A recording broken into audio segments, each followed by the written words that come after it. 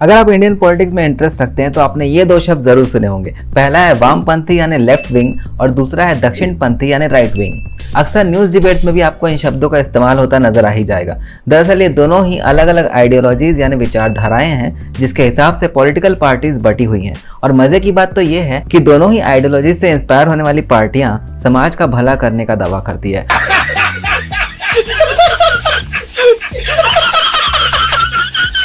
और एक विचारधारा वाला दूसरी विचारधारा वालों पर यह आरोप लगाता है कि वो देश को बर्बाद कर रहे हैं। ये बिक गई है गवर्नमेंट, अब गवर्नमेंट में कुछ नहीं है। सोशल मीडिया में तो आजकल ऐसा माहौल बन गया है कि विचारधाराओं के कारण लोगों की दोस्ती टूट जा रही है।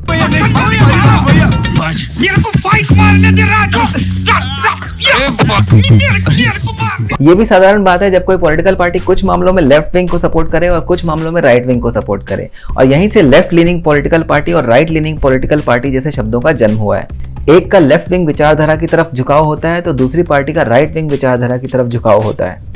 और इसलिए आजकल सिर्फ लेफ्ट, राइट और सेंटर नहीं बल्कि पॉलिटिकल पार्टीज खुद को अब centre left, centre right, extreme left और एक्सट्रीम राइट जैसे शब्दों के साथ रिप्रेजेंट करती है। मगर ये लेफ्ट, राइट, सेंटर जैसे शब्द आए कहाँ से और इनके क्या मायने हैं, इस वीडियो में आपके इन सब पॉलिटिकल टर्म्स की कंफ्यूजन को दूर करने की कोशिश करेंगे, इनके इतिहास के बारे में बात करेंगे और मौजूदा समय में भारत में इनके क्या मायने हैं इस पर बात करेंगे। वैसे ये टॉपिक काफी बड़ा है मगर इसको जितना ज्यादा हो सके उतना समराइज करने की कोशिश हमने की है। और ऐसे टाइप के वीडियोस को रेगुलरली देखने के लिए इस चैनल को आप सब्सक्राइब भी कर लें। तो शुरू करते हैं। लेफ्ट विंग और राइट विंग, इन दो टर्म्स की ओरिजिन की अगर बात करें तो ये शब्द फ्रांस की क्रांति यानी फ्रेंच रेवोल्यूशन से जन्मा है जो ईयर 1789 में हुई थी। जब वहां के राजा को हटाने की बात हुई तब फ्रेंच नेशनल असेंबली के सदस्यों के बीच काफी मतभेद था।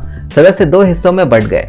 एक हिस्सा उन लोग का था जो मोनार्की यानी कि राजशाही के समर्थक थे और दूसरे वो सदस्य थे जो राजशाही के खिलाफ थे।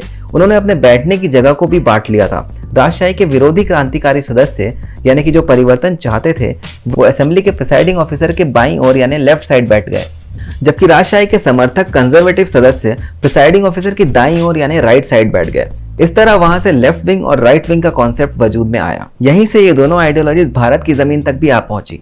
आइडियल डेफिनेशन के हिसाब से वामपंथ विचारधारा यानी कि लेफ्ट विंग आइडियोलॉजी ये चाहती है कि समाज और सामाजिक व्यवस्था में परिवर्तन हो ताकि एक राज्य विहीन या वर्ग विहीन यानी क्लासलेस और स्टेटलेस सोसाइटी बने जिसमें किसी का शोषण ना हो। दक्षिणपंथी विचारधारा यानी कि राइट विंग आइडियोलॉजी में राज्य के माध्यम से ही समाज में समानता, स्वतंत्रता जैसी सभी चीजों की स्थापना होती है। इसमें राष्ट्र के प्रति प्रतिबद्धता ज्यादा होती है, राष्ट्रवाद ज्यादा होता है। समरी ये है कि इस आइडियोलॉजी में समाज की संस्थाओं को, परंपराओं को और समाज के मूल्यों को बरकरार रखना चाहते हैं। वे सुधार का विरोध नहीं करते हैं बल्कि सुधार के साथ यथास्थिति यानी कि स्टेटस क्वो को बनाए रखना चाहते हैं। लेफ्ट विंग विचारधारा को लिबरल कहा जाता है और राइट विंग विचारधारा को कंजर्वेटिव माना जाता है। लिबरल्स का बेसिक मीनिंग है परिवर्तन चाहना या बदलाव चाहना और कोई भी चीज का इक्वल डिस्ट्रीब्यूशन चाहना।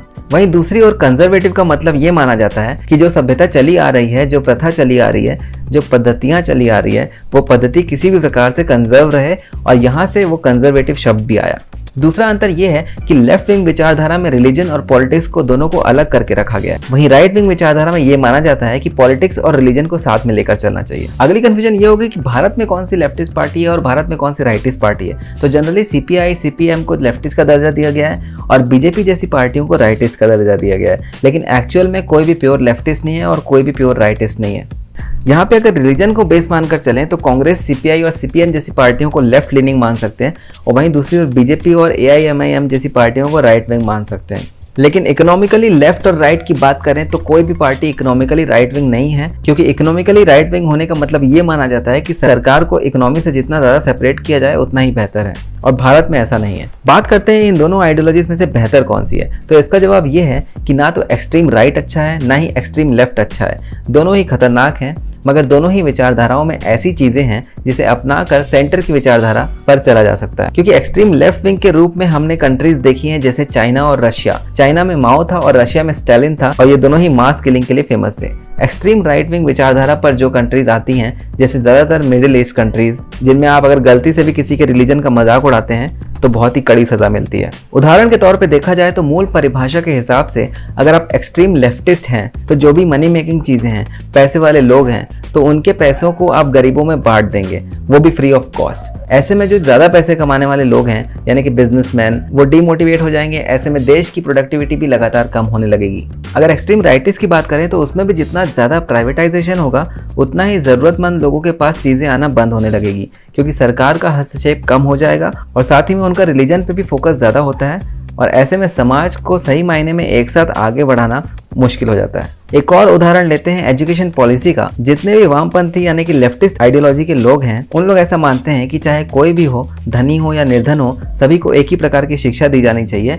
मगर दक्षिणपंथी यानी कि राइटिस्ट आइडियोलॉजी इससे इत्तेफाक नहीं रखती। उनका मानना है कि अगर कोई ज्यादा पैसे वाला है तो उसको महंगी शिक्षा लेने का अधिकार मिलना चाहिए, वरना उन पैसों का वो करेगा क्या? अगर वो समाज में ज्यादा धन खर्चा करेगा तो उन पैसों का सदुपयोग हो सकता है। तो उनका मानना यह है कि शिक्षा सबको मिलनी चाहिए, मगर अगर कोई महंगी शिक्षा लेना चाहता है तो उसे वो देना चाहिए। इसी प्रकार से बहुत सारी चीजें ऐसी हैं जिसमें लेफ्ट और राइट में कुछ फंडामेंटल डिफरेंसेस हैं। अंत में इसका ये निष्कर्ष निकाला जा सकता है कि कई सारी पॉलिटिकल पार्टीज हैं, हर पार्टी के अलग विचार हैं, अलग पॉलिसी है। कुछ लोग सरकार और धर्म को जोड़कर चलते हैं, कुछ लोग राजनीति को धर्म से अलग रखकर चलते हैं, कुछ लोग अपनी संस्कृति को बचा कर रखना चाहते हैं, कुछ लोग सिस्टम में बदलाव चाहते हैं। उनके विचारों के हिसाब से उन्हें इस पॉलिटिकल स्पेक्ट्रम में रखा जा सकता है। अगर कोई पॉलिटिकल पार्टी लेफ्ट विंग से रिलेटेड है तो उस पार्टी को लेफ्ट में रखा जा सकता है, और अगर कोई पॉलिटिकल पार्टी राइट विंग से रिलेटेड है तो उसे राइट साइड में रखा जा सकता है। भारत में किसी राजनीतिक दल को लेफ्ट और राइट में विभाजित करना काफी मुश्किल है, इसीलिए क्योंकि ये पार्टीज कुछ विचार वामपंथ यानी कि लेफ्ट विंग के रखती है और कुछ विचार दक्षिणपंथ यानी कि राइट विंग के रखती है। तो ये अपनी राजनीति के हिसाब से अपने विचारों को बदलती रहती है। तो इसीलिए बेहतर यही है कि किसी पॉलिटिकल पार्टी को लेफ्ट या राइट का दर्जा ना देते हुए उसे उसकी पॉलिसीज और थॉट्स के हिसाब से जज किया जाए और सोशल मीडिया में राजनीति को लेकर होने वाली महाभारत भी कम हो जाए। ऐसे वीडियोस रेगुलरली देखने के लिए इस चैनल को सब्सक्राइब करें, वीडियो को शेयर करें, लाइक करें और बेल आइकन को भी प्रेस करें। धन्यवाद।